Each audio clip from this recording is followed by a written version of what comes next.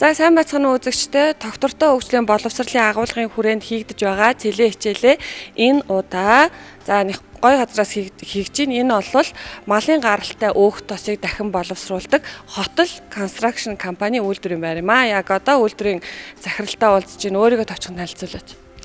За сайн байна уу? Үзэж байгаа бүх хүмүүст энэ өдрийн мэнд хүргэе. Тэгээд намайг Цэрэн дөржийн Давагдөрж гэдэг Holt Construction компани гүйцэтгэх захирлын албан тушаалтай ийм хүн байна.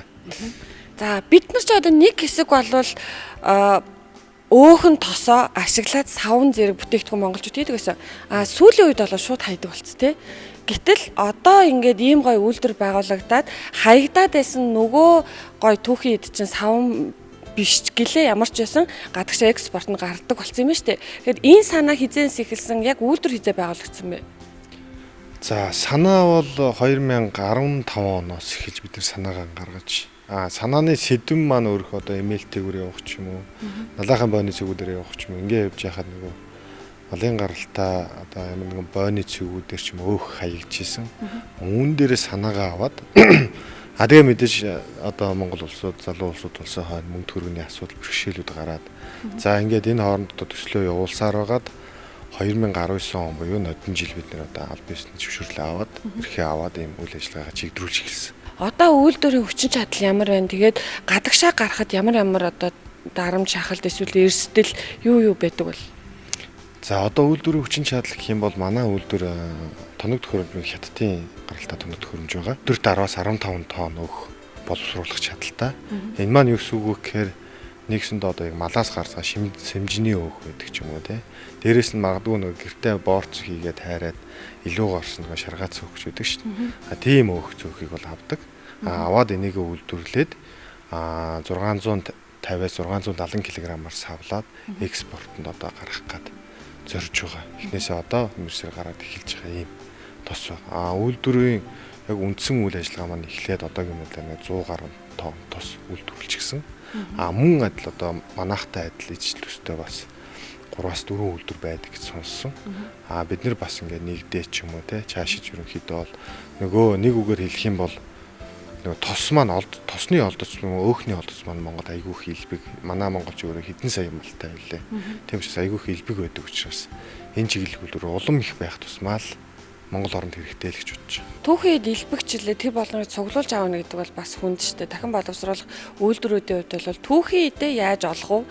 Яаж бөөнөр нь цуглуулад үйлдвэртээ авчрах уу гэдэг энэ асуудал бол үнэхээр хэцүү байдаг. Танайхыг яаж цуглуулж авч байна? Цуглуулалтын системийг хийж үзсэн. Энэ дээр бол одоо магадгүй иргэд бол их хүсдэг. Одоо гэрт байгаа өөх ч юм уу те. Одоо гэрт байгаа одоо тос их гарч байна. Энийг бол авах систем нараа боловсронгуй болоог байна. Бойны цэг буюу эсвэл энжимэн гой гэдэм үү, имэйлт гэдэм үү. Эсвэл налахын бойнуудын цэг. Ийм газруудаас одоо төвлөрсөн буюу төвлөрчихсөн ийм авах боломжтой газруудаас бол цэгүүдээ байгуулах, тэр хүмүүстэй харилцсан гэрээ хийх, тэндээсээ одоо хоримтлогцсон өөхөнд хэвэрлж авах ийм чиглэлүүдээр явж байгаа. Боломжтой юм бэ нү? Яг яаж авч байна? Цэгээ байгуулсан уу? Яг аливаа юм чи нөгөө эхлэхэд хэцүү байдаг шүү дээ. Эхлэхэд айгүй бэрхшээлтэй талууд их байсан. Мэдээж тийм одоо хүмүүстээ уулзах зам гаргах дээр дээрэс нь үйл ажиллагаагаа явуулахаар унаа тэрэгний асуудал байдаг ч юм уу те. Тэрүүдийг яаж авчрах вэ? Өвлийн цагт бол тэртээ дөрөв хөлдөөгөр наваад одоо зуны цагт яаж авчрах вэ? Мэдээж хөргөчтэй машин байх хэрэгтэй гэх мэтлээ. Бэрхшээлтэй зүйлүүд бол өчнөө байсан. Энэ болгоныгоо одоо таван туулаад гараад ямар нэгэн менежмент хийгээл цаашаа явуулаад байгаа. Одоо манайх чи 90-ад оноос өмнө те бол одоо магадгүй одоо нэг аав ээж ярьдаг социализм үе гэж ярьдаг шүү дээ. Тэр үед бол одоо магадгүй өөх одоо авдаг, цуглуулдаг, яс цуглуулдаг, авдаг юм улсын үйлдвэрүүд байсан юм бэл. Тэр үйлдвэрүүд яаж системээр явж ард иргэдийг яаж уриалж авч ийсэн гэдэг ч юм уу тэр туршлага судлаад байна л дээ. Одоо жишээлбэл намуу цэцэгтэй савн гэж тухай үед гардаг байсан. Тэр системийг судалж хагаад хойдон жилээс өрнө болж өгвөл нэвтрүүлэх санаа байгаа. Гэхдээ бүх иргэн болгоноос авахд бас жоохон ч гэсэн нэг харьяа одоо яам байдаг ч юм уу тийм тусалцаа дэмжлцээ ороод бид нэр иргэн болгоноос авч эхэлнэ л гэсэн үг болж байгаа. Бүр энэ аав ээжүүд яг тэгдэг байсан гэдэг байхгүй. Моринт хэрэгтэй явдаг. Моринт хэрэгтэй яваад оронд нь саван өгдөг. Тэгээд өөхөн тосыг авдаг байсан. Тэгэхээр одоо болохоор моринт хэрэгтэй хотын гудамжаар явна гэхээр бас хэцүү л энэ. Цэг байгуулна гэхлээр өвөл яг хөө за тэгээд тэнцэнэ байрлалаа гэхэд зам бол бас хэцүү болчиход байгаа юм тий. Тэгэхээр энэ яалтчгүй нэг бодлого хэрэгтэй байна тий. Систем нийслэлээс хэрэгтэй оролцох шаардлагатай л байна тий. Тий, нэг жоохон дэмжихтэй бодлого хэрэг. Дээрээс нь одоо ганцхан манай үйлдвэр биш. Монгол улс ч одоо миний мэдж байгаагаар манайхаас гадна 3-4 үйлдвэр үйл ажиллагаагаа явуулж байгаа гэж бодож байгаа. Тэгээ тэр үйлдвэрүүд нь бас нэгдээд хэдүүлээ ямар систем боловсруулах вэ те. Өрсөлдөгч байхаасаа илүү хамтрагчд байгаа. Тэр дээргүй энэ маань өөрөө хязгаарлагдмал нөөц биш байхгүй. Хязгааргүй нөөц болоод ирж байна. Монгол хүн тийм мал байгаа тохиолдолд мал аж ахуй 5 гушуун мал маань байгаа тохиолдолд хязгааргүй нөөц үү тэндээс хэрэглээгээ хүн болгоно хэрэгжилж байгаа. Тэгэхээр энэ цаанаасаа давтагтаал гарч ийн хөгтөөл байна гэсэн. Тий. Тэгэхээр айгүй боломжтой. Нэг суурэ болоод системээ аваад хөдөлчих юм бол ер нь одоо өгөөж ихтэй. Одоо бид нар бол одоо магадгүй дүнгэж одоо тосоо хайлуулаад те. Энгийнээр ярих юм бол энэ чинь нөгөө гэртээ байхдаа ч юм уу аав маань ээж минь бидний баг байхад нөгөө өөх шаргаагаад шимэлдгийг гаргаад тосын царцаажгаад дараа нь тэр тосоо хайлуулад боон тос одоо боорцог хайрж өгдөг гэсэн шүү дээ. Яг үүнтэй адилхан системийг үйлдвэрийн арга руу нэвтрүүлсэн байна. Энэ нь олон улсад өөрсдөө хэрэгэлдэг юм систем. Бид нар болохоор дөнгөж энэ тусаа гаргаж аваад ерөөсөө экспортлохыг л зөвчнө. Эхлээд одоо ашиг одоо аюу гэж юм уу эдийн засгийн компанийнхаа үйл ажиллагаа доктортой байлгахын тулд ингэж бодож байгаа. Цаашид энийг хөгжүүлэх гэх юм бол магадгүй жижиг дунд үйлдвэрүүд нэмэгдээд ирэх юм бол энэ тосоос гаргаж бид нар зөвхөн тос буюу шимэлдгээ ялгаж аваад энийг экспортлж байгаа болохоос үүнийг одоо ганцхан одоо манай компани ч юм уу одоо манай эдийн засгийн компаниуд хийхээр хэцүү байхгүй. Мөн одоо ийм санаатай бодолтой байгаа залуучууд гэдэг ч юм уу нэгдээ ч юм уу. Энэ тосноос цаашаа юу гарч ирэх вэ? Эцсийн бүтээгдэхүүн болоод Монголоо гэсэн тамга дараа гаргачих юм бол энэ нь жинхэнэ одоо оригинал Монголын үйлдвэр төгжих юм болоо гэсэн бодолтой харагдаад байна. Тэгээ тос маань өөрөө одоо миний ч юм уу бидний манай Монгол үйлдвэрлүү гэдэг савлгаатай тос гаргах нь шүү дээ тий. Яг нөгөө тос байж болно. Дээрээс нь хүнсний хэрэглээний тос байж болж байна. Дээрээс нь одоо савн байж болж байна тий. Савн байж болж байна. Мөн одоо гутлын тос байж байна. Ер нь энэ яг тосоор хийх боломжтой бүх бүтээгдэхүүнийг л судалж үзэл. Тэгэхээр энэ манад баялаг байгаа. Манай улсын хэмжээнд хичнээн тоон энэ малын гаралд өөх тос хаягддаг юм бол чинь яг нэгдсэн тийм групп ч юм уу тийм судалгаанд ажилласан бид нэр туршлага байхгүй. Ер нь багцаагаар харж яхад бол бид нар тэгдэж нэ Өврангай аймаг руу, Харангай аймаг руу яваад ингээд харахаар мэдээж тэнд одоо айл мал хийгээ ч юм уу тийм. Зарим айлууд нь бол тосоо ингээд хэрэглээд идэг. Зарим одоо тэндээс авч байгаа чэнжүүд ч юм уу малныг одоо авч наашин малчтаас авч борлуулж байгаа хүмүүс тэндээ бооёж байгаа хүмүүс гэдэг шууд л хаягдчихдаг. Харин тийм. Одоо болохоор Улаанбаатар хотын эмээлтээс бол ерөнхийдөө бол хаягдах магадлал аюу багасч байна. Сая коронавирус гэдэг энэ үйлдвэрүүд маань бас нэг хэсэг авахаа байгаад ах шиг байна. Тэгэхээр бас одоо мэдээж малын урсгалаар ч юм хаягжил байгаа. Гэхдээ ер нь бол нэг 7-8 үйлдвэр ажиллаад эхлэхэд бол ер нь хаягдах юм болчих واخа. Энэ жилийн үйл гэд манайх чинь дангаараа тусаа өөх цуглууллаа гэж бид нэр өвлжөнгөө ингээд цуглуул систем хийгээд цуглуулад байна түүнээс ингээд авахад л зөвхөн манайх л сарын дотор 100-аас 150 тонн өөх цуглуулчих. Өвөлд. Тэгэхээр нэг хялбаралтай зунтай адилхан биш өвөл нь яадаг вэ нэг хөлдөө үйдэг. Тэгэхээр одоо мууддгүү те чанараа барь сайн хадгалж идэв. Тийм учраас цуглуулчих. Тэгэхээр манайх 100-аас 150 тонныг цуглуулж байгаа гэдэг чинь ер нь бол сард Улаанбаатарт магадгүй 2000 тонн хаягдчихэж магадгүй гэсэн барагцаа тоо байна л та.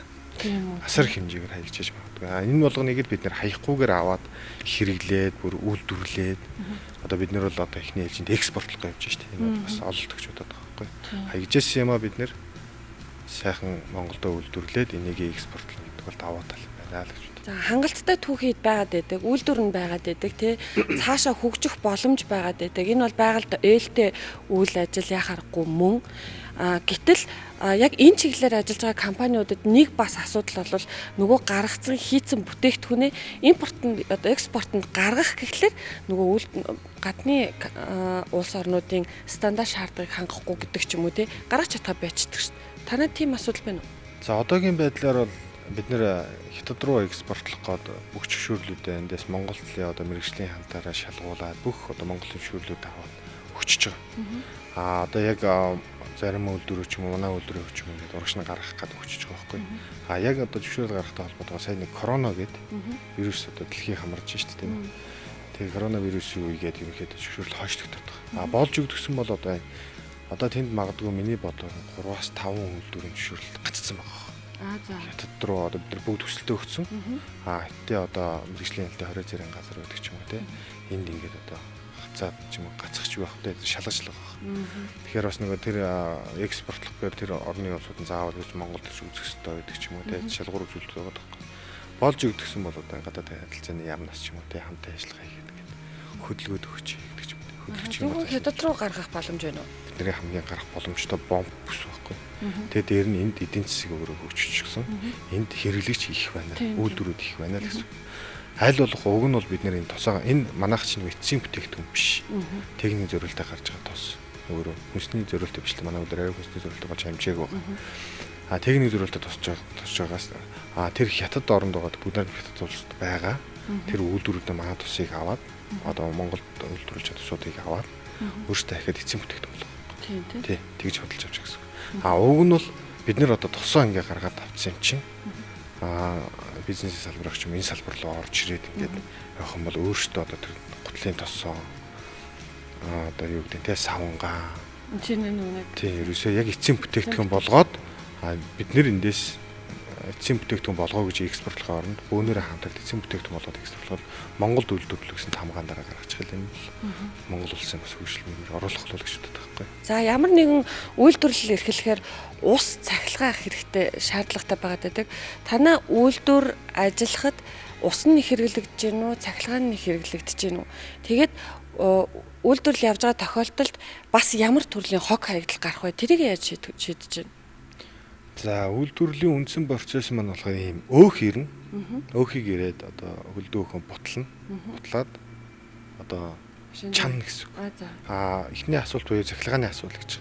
Цахилгааны зардал бол гарна тодорхой хэмжээгээр. Мэдээж тэнд одоо моторууд ажиллаж байгаа ингээд зарлууд гарч байгаа. Хоёр дахь асуулт нь усны асуулт гэж. Усны асуудал байхгүй. Тийм усны хэрэглээ бол нэг амар байхгүй. Ерөнхийдөө энд ажиллаж байгаа ажилчид нүүр гараа угаахгүй юу?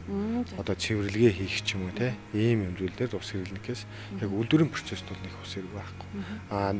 Өдөрт 10-аас 15 тонныг боловсруулад ингээд үйлдвэрийн процесс явж байхад энд бол нэг одоо магадгүй нэг шугам хоолойгоо цэвэрлэх ч юм уу те. Ийм зэрэг усвал нэг өсрөө нэг 200 литр юм уу? Эсвэл багада 50 литр л. Тодорхой хэмжээгээр багаар бол гарна. Мэдээж эн чинь одоо нэг хүний хэрэглээ хөдөлж байгаа учраас яг тэр ирж байгаа өөхнөөс бол хог хаягдал гарахгүй. Нэгсэндээ тэр өөхийг өөрөө аваад чанаад шимэлдгийг ялгаад тосыг ялгаад авчиж байгаа. Тэрнээс гарсан одоо магадгүй малын дотор гидсэн мэдсэндсэн ч юм уу жоохон хог хаягдлуудыг шүүж байгаа шүүлтүүрэн дээр гарчиж байгаа маш бага хэмжээний л хог гарна. Тэгэнгүүтээ тосоо савлаад экспортлт нь шимэлдгээ ахиад бид нэр боловсруулна гэсэн. Шимэлдэгт нь одоо судлаад үзэхээр одоо гахааны хоол болж байна. Одоо манайхаас гарч байгаа шимэлдүүдийг бол зүүн хараагаас, цэлингээс ч юм уу те хүмүүс холбогдол ирэл үлзий тороолоос ч юм уу те хаан улдууд эндээс холбогдол ирэл аваа авчдаг байх.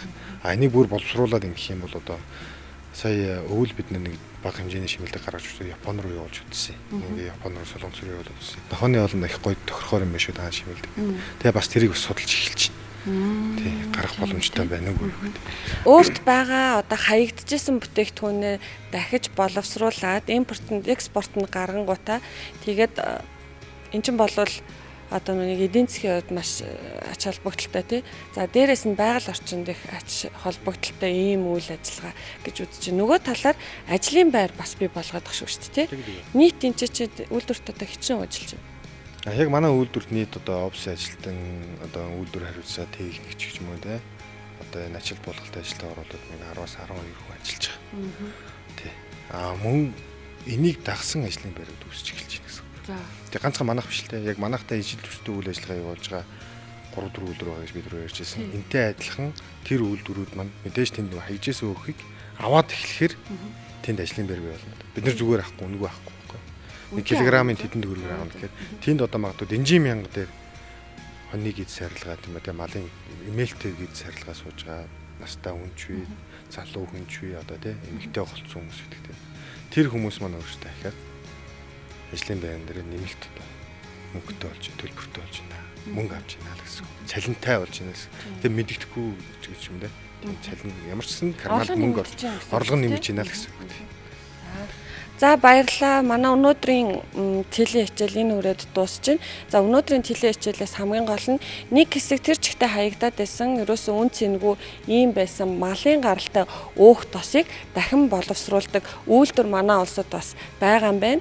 Эдгээр залуучууд маань маш эрчимтэй одоо ирээдүгөө сайн сайхнаар хараад ажиллаж байгаа юм байна гэсэн ийм ойлголтыг та бүхэн маань авсан байх гэж бодож байна. Цаашдаа одоо илүү ажил нь өргөжих болтугай гэж өрөөё. Баярлалаа. Баярлалаа.